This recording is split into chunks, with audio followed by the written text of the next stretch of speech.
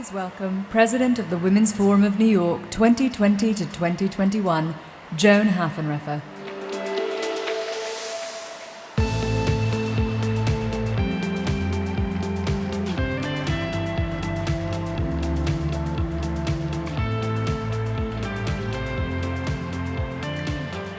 Well, good morning, everyone. And let me add my personal welcome to this wonderful gathering. It's so great to see so many of you here, so welcome. Today's session, we're focused on media. We consume more of it than ever, and its influence is more powerful than ever. In a world of fake news and alternate facts, does news protect our democracy or undermine it? I'm excited to introduce this panel of outstanding women leaders for discussion of how women at the top are navigating this turbulent force for change. Our first panelist, Ingrid CIPRIÁN-MATTHEW, is an award-winning journalist and newsroom leader. She's the first Latina to be president and only the second woman in the company's history to head up the network news operation. During her 3 decades, she helped shape the coverage seen and heard by millions of viewers. So please welcome President of CBS News, Ingrid.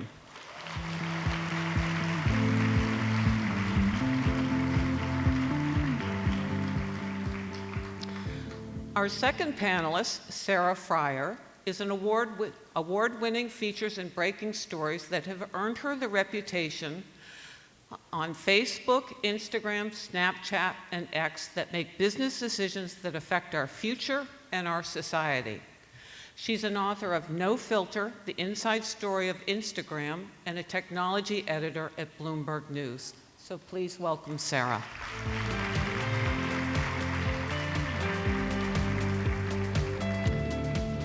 Also with us today is the Dean of the City University of New York's Craig Newmark Graduate School of Journalism, GRACIELA MOCHKOFSKY, where she was previously the executive director of its Center for Community Media and the founding director of its bilingual journalism program.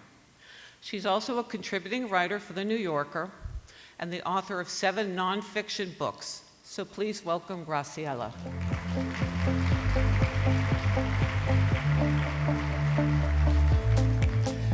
And our final panelist is a managing editor of the New York Times, Carolyn Ryan. She helped lead the New York Times to a Pulitzer Prize for the coverage of the downfall of New York Governor Eliot Spitzer.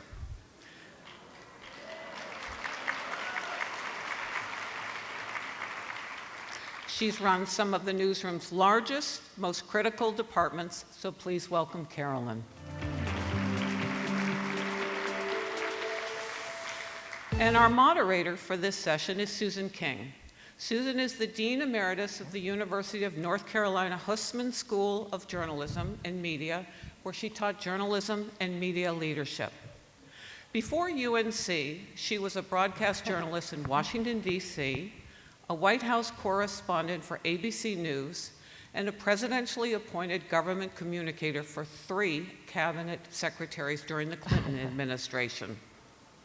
She's also a member of the Women's Forum of New York. So please welcome Susan. Thanks, Joan. Thank you. I want to say it's great to be home in New York, and I'm a member of the forum, but I want to give a warm hello to my Carolina IWF Carolinas. Yay! And to my great friends from Washington, D.C. I started my journey of IWF there, so I feel really at home.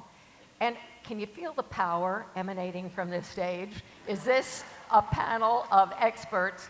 And there's nothing happening in the media today, so I know you have no questions. So I'm going to get this started, and I really want you to have a chance to meet women who are shaping the news industry and the media today, because for me, it's the most optimistic thing that's happening in the media today. It's a tough time. So let's put it in context.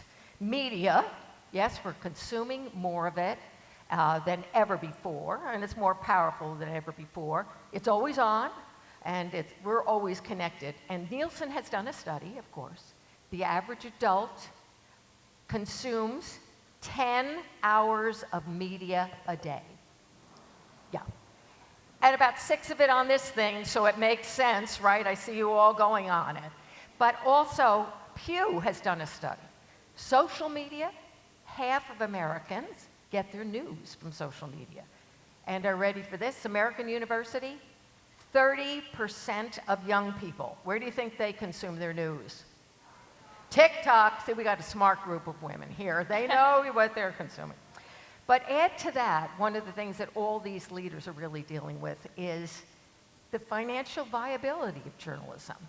The economic model has changed, and it is being challenged at all times. So I'm going to start with the dean, who just has to raise money through philanthropy. She doesn't have to run a business, and she's been fantastic at doing that. Just got another $10 million so students can come in for no tuition. Congratulations, Graciela. But Graciela is from Argentina and writes often on what's going on in Argentina for The New Yorker. She's creating a global journalism school. I'm very proud of what she is doing in journalism schools and preparing a whole new generation. So she looks at media consumption, how's it changing, so she can prepare her students. So we're all taking more media, we're consuming more.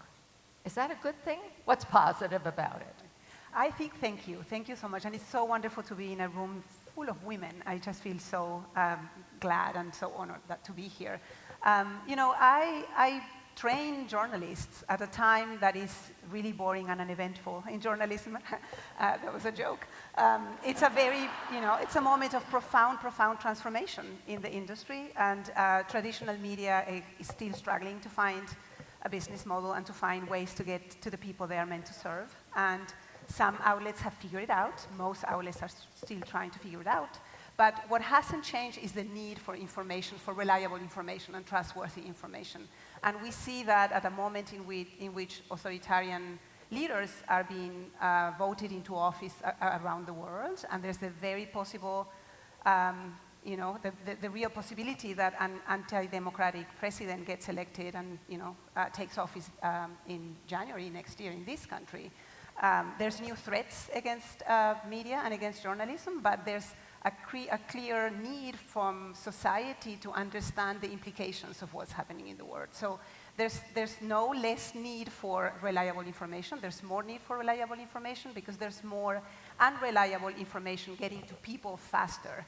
And that is something that has been accelerated by social media and now by artificial intelligence. So it's really hard for most regular people to just understand what the sources of information are for what they are consuming and whether they can trust it. A positive thing, I believe, is that people are looking for the information and the journalists that they can trust. We see that local journalists are still the most trusted in this country and globally, more than nationally, and that local journalism is not part of is not seen as politically polarized, so there's the views, the political polarization that has, of course, extended to the ways people understand media and distrust media is less prominent when they look at local news. They feel like local news are trustworthy. And when they can know they're probably the reporters, there's a deeper community relationship. But what's the biggest risk? That people will start to believe things that aren't true because it's in the media?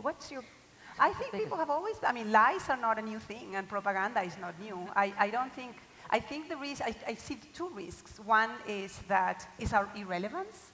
I think if we don't, you know, there's the highest level, we are at historical high levels of mistrust in journalism and in media.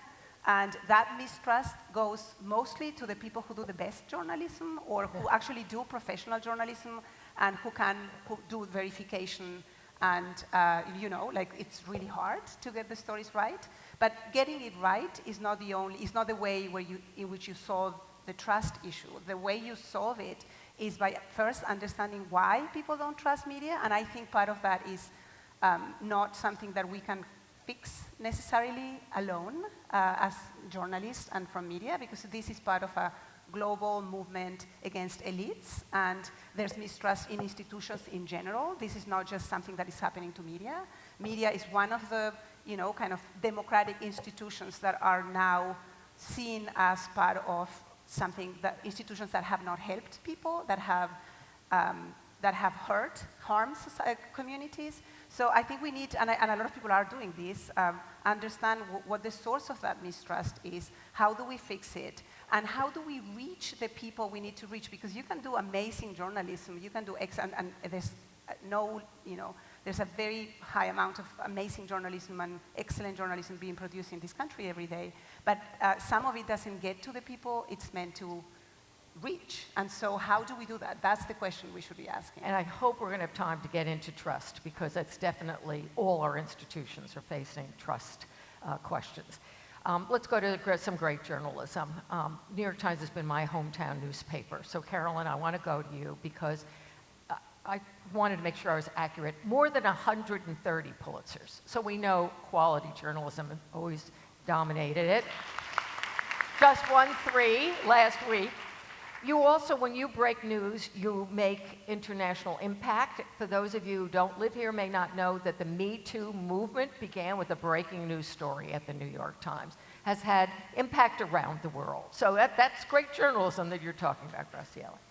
But the New York Times has also faced this change in how we consume our news. People want it free, and the news costs a lot of money. And so you went to a digital transformation. There were some tough years in there where even the building they had just built, they had to put a bunch of, some of the building on lease because they were trying to save money. So tell us, we know it's great journalism, but tell us how you've transformed the organization to be more digital and have millions of people around the world now, your readers, not just New Yorkers. Absolutely, and thank you for having me. By the way, the 10 hours, I'm really thinking about that now that you spend on your phone, because I'm wondering if it includes my Wordle time, my crossword time, my connections time, because that takes, but your question is a great one, because I actually came to the New York Times with my impeccable sense of timing in 2007. There was another news event that happened around that time, which is the Great Recession. And when I came to the New York Times, which is not that long ago, it was a newspaper. It owned other things, including the Boston Globe, including a piece of my beloved Boston Red Sox, but it was a newspaper. And there was still this debate, if you recall, about news should be free. And it had really gotten out to the ether in a way that undermined the industry. And I think people who were running media companies would acknowledge now they were not sure-footed at the beginning of this. So the Times had to do something that I think was brave and risky.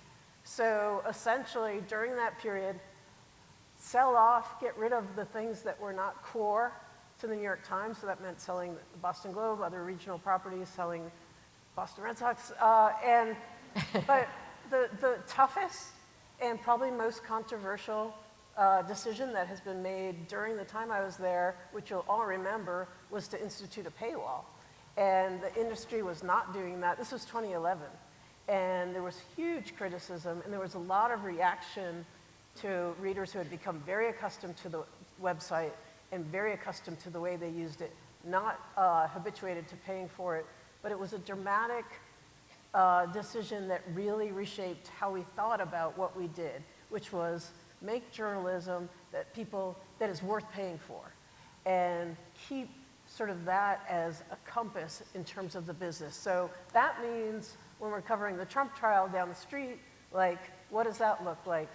Because you can get information about that on the internet. What does it mean to cover Israel, Gaza in a way that people are willing to pay for? What does it mean to have book critics, cultural critics that people want to pay for, and use that as sort of a compass for how we think about the business? And a lot of the other sort of journalistic piece of it was we were no longer a newspaper. And so those of you who go onto the site regularly, it's not just games and all these things, it's video, it's graphics that interact with you, it's video investigations that show you things that, 15 years ago we could not dream of using some user-generated content, some of our own content to really reveal, big insights about stories that are in the news. So it was really rethinking, and I grew up really at a newspaper, it was really rethinking how do we serve our audience and how do we use all the tools at our disposal to help them understand the world. And so that's expensive in a lot of ways, as all the people on this panel know. So we had to ask people to pay for it. And I think right now it does feel like a successful compact with our readers, and that we are making the case, hopefully every day, that this is something very valuable. Valuable to them, valuable to the world, valuable to democracy. And I think one thing that I heard you say that's loud and clear for those of us who are studying journalism is understanding the audience and serving their needs, because journalism is a public service, and you had to do that. And then I like that, journalism worth paying for. I believe journalists should get paid. But I want to ask you, I still get my hard copy on my driveway. I've already read the digital thing at the breakfast table on my phone. There's my hour. But you still have on the top that old slogan, all the news that's fit to print. Yeah. Well, the digital world, there is no end to the paper. You can go on forever. So how is that changing even how you're thinking about covering the world? And, you know, young people today, what's front page news? Right. You have a front page news. So tell us how you... No, it's a great question. You're just making me laugh a little bit because in DC this week, we had a little, there's a little New York Times running club, and everybody has to come up with a name for their running club, and we won for our name, which was Fit to Sprint. So, I don't know if it really reflected how fast we ran, but people like the name.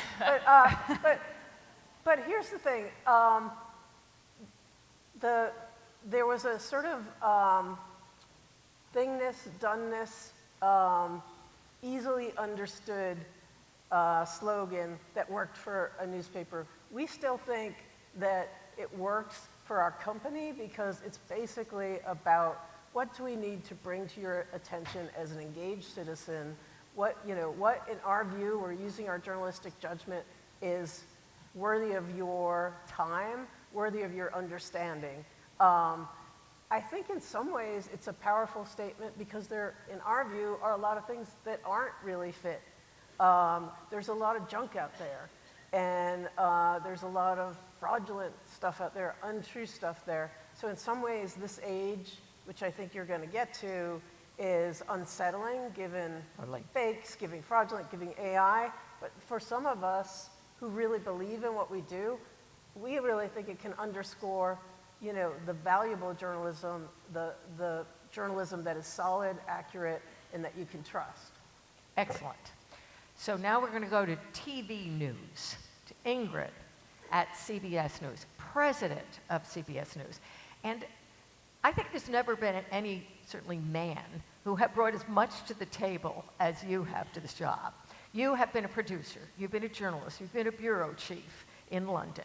You have had to look at the whole news gathering apparatus globally before you became president. So, you know, there are tough challenges out there, smaller audiences, financial challenges, streaming, cable, you name it. So what do now? They pick a woman to run the whole organization because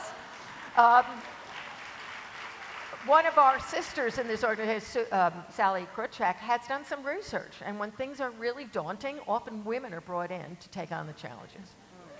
So, no challenges this year. We've got Gaza and Israel. We've got the Ukraine. We've got a presidential election. So, it must be really easy these days. How are you dealing? Hey, first, thank you. It's an honor to be here, and it's a great honor to have this kind of an audience. You know what? I think the one thing I can say, we know change is constant, change is part of our lives, and it's a challenging time, but with challenge comes opportunity. So I think it's how you frame it, right, and how you accept it, and that helps you understand how you're going to approach it. You know, every challenge is an opportunity. You know, when Carolyn was talking about the New York Times and when you got there, when I was coming up, there were 3 broadcast networks. It was ABC, CBS, and NBC, right? And now, there's a multitude of you know, media. And we have to accept that that is the reality, and so then how do we fit into it? You know, it's about innovation, it's about transformation, and being enthusiastic as we're doing that and being creative as we're doing that and accepting that it's going to be, you know, some things will work, some things will not. We will need to pivot. I think there's an openness that comes with the way we think. That rigidity that sometimes, you know, we came up with is not there. And that's a really good place to be. That's a really good place to be. It helps you think. It helps you collaborate. It helps you bring in your team. And when I say your team, I'm not just talking about an executive team. Our team, TV's it's a team sport, right? So it's everybody. It's everybody that works there because everybody comes in with an idea, with a thought. You know, the one other thing we know is that despite all of the changes that we're all dealing with, there is a vital need for information. There is a vital need for journalism. There is a vital need for fact-based reporting and information. We will talk about trust, I'm sure, because that's the other one, you know, the other thing that is hand in hand, right? If there is no trust, we have a problem to solve. In 1972, there was a poll that said 6% of Americans did not trust the media. Today, that's 40%. That is a real thing, and something that is one of the biggest challenges that we all face in our industry, right? You know, when we talk about factual reporting and fact-based reporting, it's about checking a story and then rechecking the story and then rechecking it. You know, there is no such thing. I'm going to quote Scott Pelley because he would say this all the time when he was anchoring the evening news. There's no such thing as good writing. There's only good rewriting, you know. And there is some truth to that. And writing and editing and checking is all part of the process, but it's also part of the fun. It's also part of the challenge that we have. I don't think you can be part of our journalistic industry if you don't have the passion to be in it, if you don't enjoy every aspect of it. You know, the business part that we're all dealing with, yeah, it's a challenge, but we're up for it. And I think it's having the right attitude is very, very helpful, especially in these economic times, right? The economic times add a complexity that, you know, only make it more interesting. So you mentioned rigidity, and of course there was a ceremony of news. People would sit down with Walter Cronkite as they were going to have dinner. And I worked for Walter Cronkite, and CBS paid for my master's, so I am biased. But television news, some people are saying, is dead because there is not that, you know, sort of moment where you all gather. But yet video is the coin of the realm. That's what social media is doing. Tell us how we need to think about broadcast news and the changes in television news. Yeah, it's funny. We also know that broadcast dollars are still king, right? So as we look toward the future, we have to live in the moment as well. You know, for us, I think it's about changing how we approach news stories a little bit. So we are more story-centric as opposed to platform-specific. And I think that's how you work around and get to and evolve to that next level. So yes, you of course are considering broadcast, of course video. We have phenomenal videographers, you know, video journalists. But video is not just for broadcast. We need to have, you know, video and or copy written in a certain way, whether you're on TikTok or you know, writing a digital piece or streaming. There are all sorts of applications, different applications to storytelling. So when you look at it from a story-centric purpose instead of, you know, a broadcast-centric and platform-specific approach, you're in a better place. So you're thinking about your audience again. I'm sorry? You're thinking about the audience 100%. again. And their change. Because the audience has choice, right? Choice. So you're always thinking about your audience. All right, so let's go to the other coast, which disrupted all our news organizations, social media. And Sarah is a grad, I must say, of the Hussman School of Journalism and Media. That's how I got to know her pretty well. She's been the bureau chief out of Bloomberg, which is a new news organization. They make a lot of money on the terminal, and they bring you the news. Tech editor. What's that? Not bureau chief. Oh, bureau chief. Okay, now the tech editor. But you wrote a book about Instagram, too, which the Financial Times gave the best book of the year. So tell us about the social media disruption and how it's changed how we consume journalism. Well, first of all, Oh, and she's a new mom, 3 months old, so. oh, Yeah. I know. thank you all for having me. First of all, we've been talking a lot about the digital transformation of news. A new transformation is upon us. It's the transformation in terms of how news is distributed and AI. So as you feel like you've gotten your bearings around the last era of change, giddy up for the next one. Yep. And you know, in writing my book about Instagram and learning about social media, covering it for more than a decade now, the most transformative thing is this change from, you know, we all have the same media diet, we all have a shared truth, we all know what's on the front page of the New York Times, we all know what's on the evening news. That world doesn't exist anymore.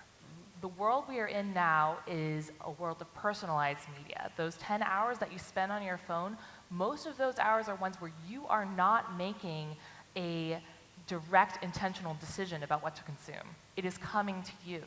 It is reaching you based on what it thinks you want to see, whether you're on Instagram, Facebook, TikTok, even the notifications that come up on your phone about what news should be served to you. And at the same time, there's a sea change in the platforms where they are no longer emphasizing news. It's too messy. They don't want to deal with that.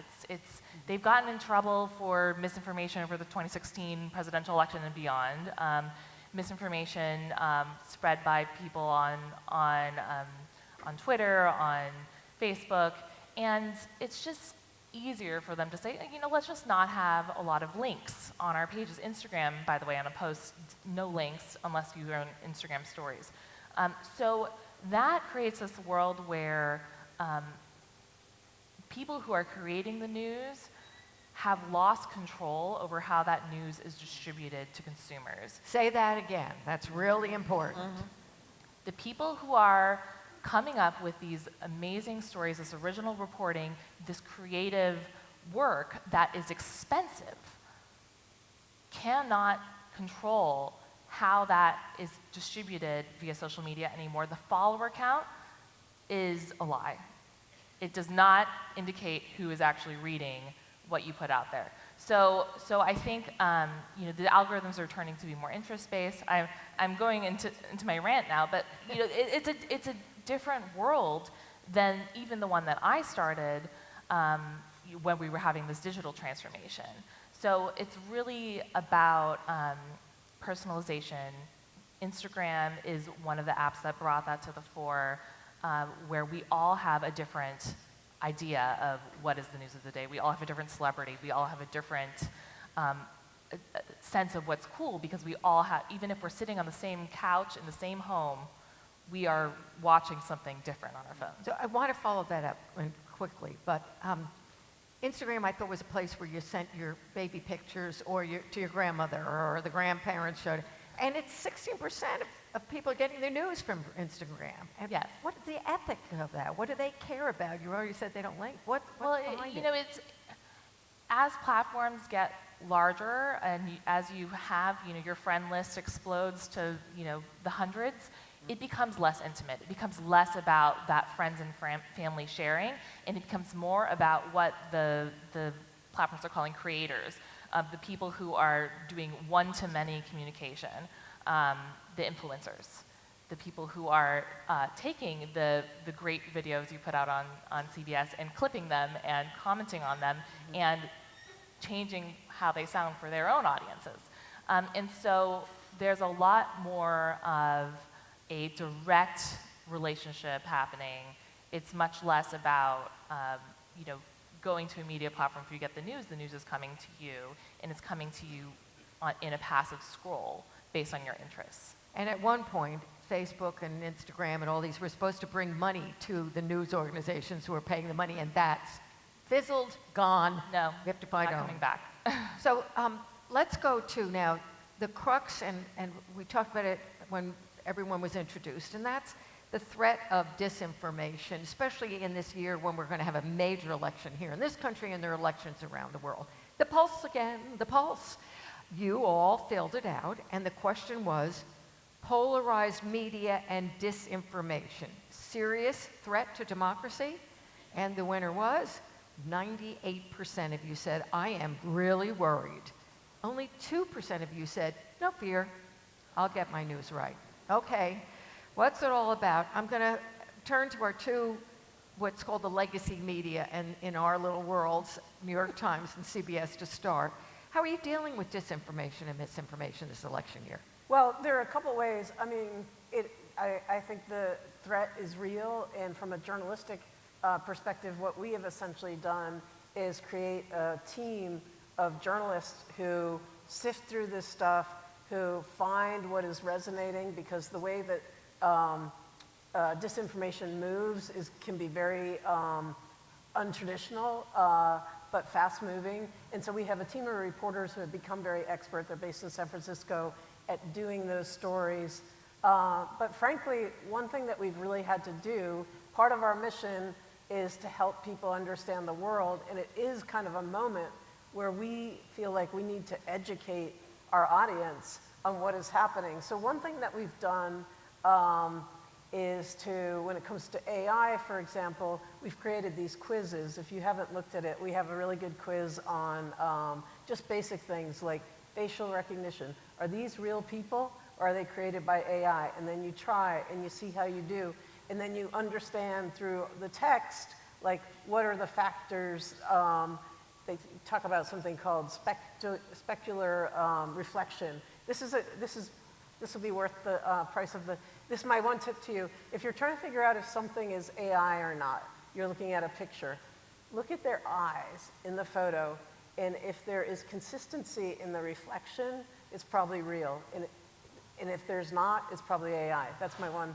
That was free. But anyway, so what we're trying to do is engage our audience of smart readers around the world and say, like, you've got to become sophisticated about this too as citizens, and we can help you do that because we have reporters who really understand this world. And so part of it is guiding people through this landscape, and again, trying to underscore what is quality journalism, pointing it out on our site, other reputable organizations that we can underscore and amplify their content.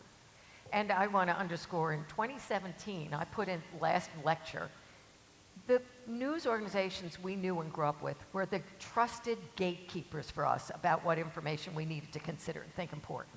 And now that's all thrown, as you said so elegantly. And so we have to be our own gatekeepers. So looking at that eye or That's right. the deep fake stuff does fall on us in a certain way. But it's going pretty fast on the TV news. So Yeah. how are you dealing with this disinformation? I wrote this quote to your question about, is it a real danger? You know that quote, the lie can travel halfway around the world while the truth is still putting on its shoes? It's real. Yeah, it's real. It's real. The way we're dealing with it, also head on, like Carolyn said, we have created a unit that we call CBS News Confirmed. We hired journalists who are, it's a team of forensic journalists. They're trained in digital, in data and technology, and use it to verify whether it's video or information, and go through a process just like you described, right? Because the intent is to check everything. We just, we've all been covering the protests across campuses, and we've been applying that, magnifying glass to a lot of the video and finding some problematic video as well. Because video can be taken out of context, will only increase that distrust of what we do. So it is a tricky time, but we have an answer at this point. But as to your point about how quickly technology changes, I'm sure that as we speak, there's already more technology that we need to be on top of as well. And I can't believe how fast our time is going. So I'm going to put it down because we want to get to some of your questions. But I'm going to go back to truth just a little bit. You're teaching this new generation. You have a very diverse group of young people who want to be journalists. Do they worry about being trusted? How are you getting them to be kind of trusted sources? Thank you for that question. I think one interesting positive thing that has come out of all of these crises is that journalists are more aware than we ever were about what is it that we do and why and whom for, and the fact that what we are doing is we are serving information needs of the public. That's what our job. We are serving information needs. No one else does that. That's what we do to strengthen our democracy. That's what we do to get a better world. That's our job. Our job is not to save democracy, but our job is to serve the information needs for people to make the decisions they need to vote or to, just go around about their lives that day. You make decisions based on information you think is real every day, and that's what we do. So, and I think at least since I've been a journalist, and I've been a journalist since 1991, this is the first time that there's a real effort to understand what those needs are before we decide what the information you need is. So in the past and traditionally, what the information needs were designed by the newsroom and by editors and by the reporters, and you had a hunch or you were trained to understand what those needs were, but you didn't really know. And also, or you served the needs of communities that you knew very well, but you were not serving the needs of communities in your own city, for example, and because you didn't really know about them, and those communities felt marginalized, and those communities you failed them.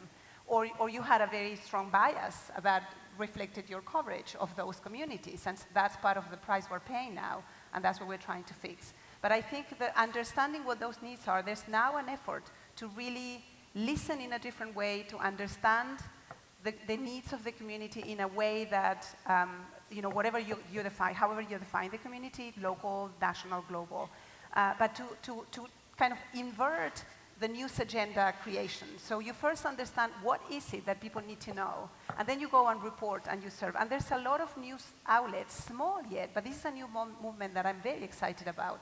There's a whole set of outlets now, most of them small and local, and serving specific communities, linguistic communities, immigrant communities, communities of color, hyperlocal communities, that have new techniques to understand what is that people need to know.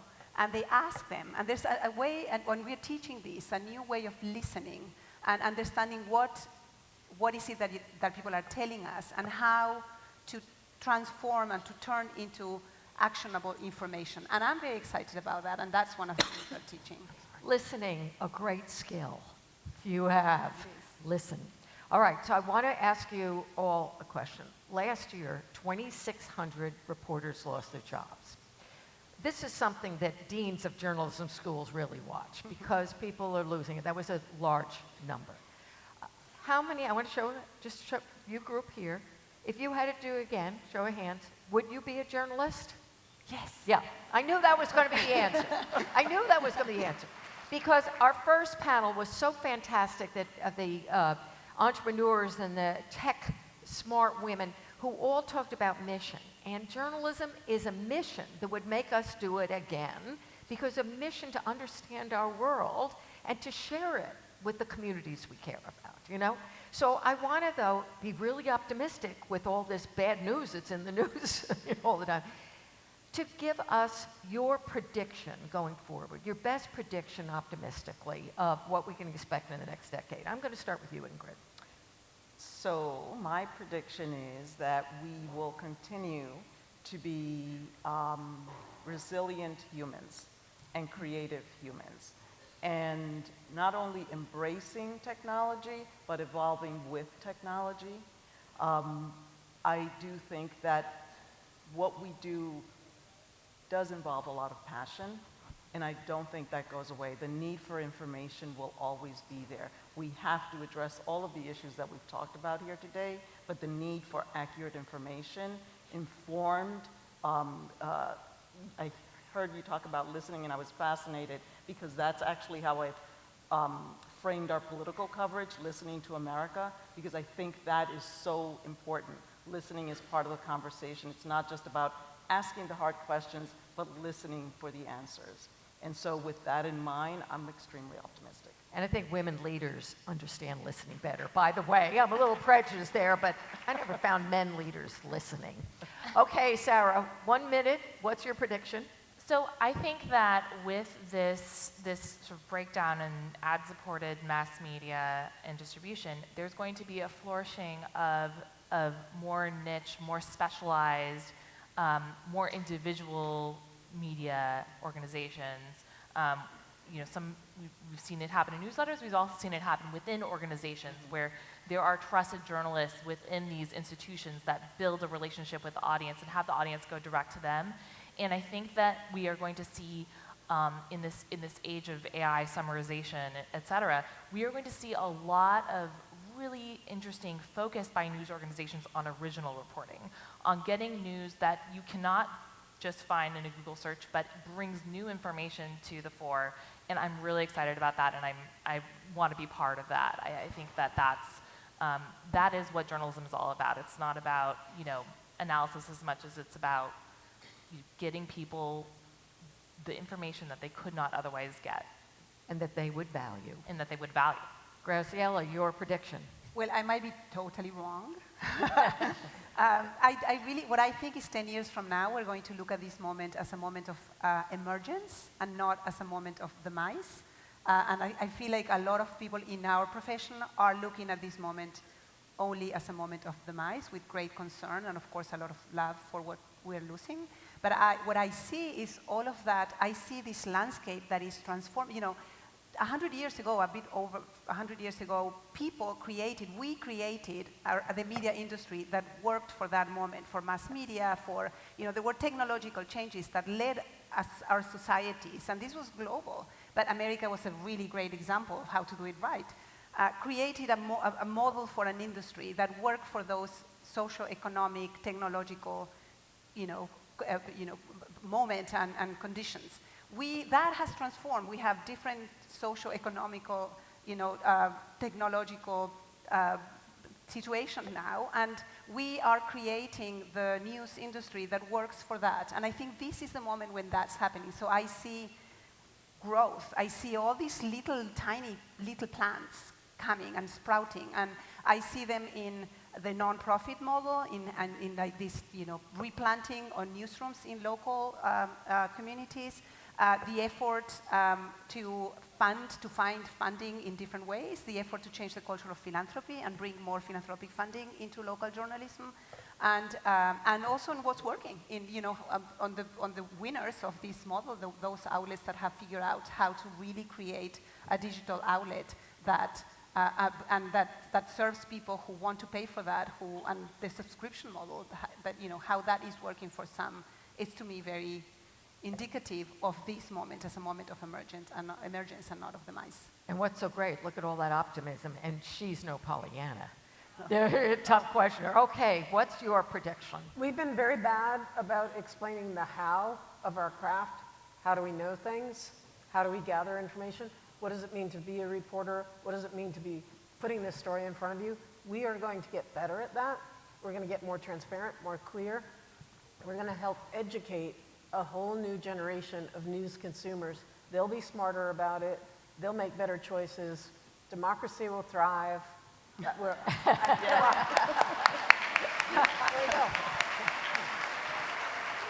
I want to make sure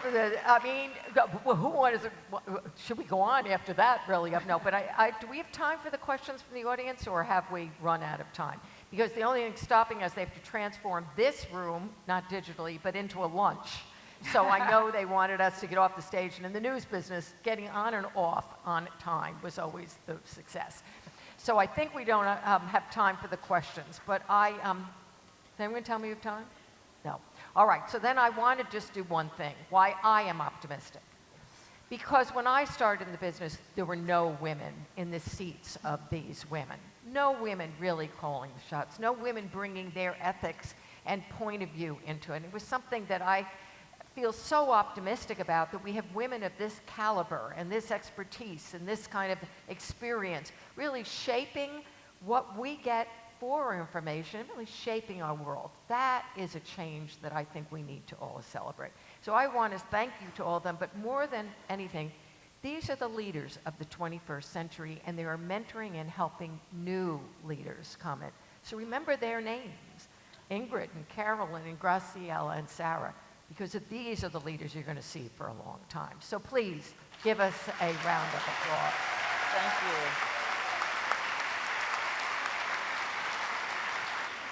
And just one housekeeping note, the Heritage Lunch is next. They're going to bring it in here, and you're going to hear from one of our founders, Muriel Fox.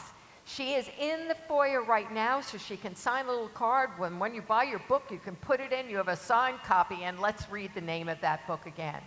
The Woman's Revolution, How We Changed Your Life. Thank you very much, and thank to all of you.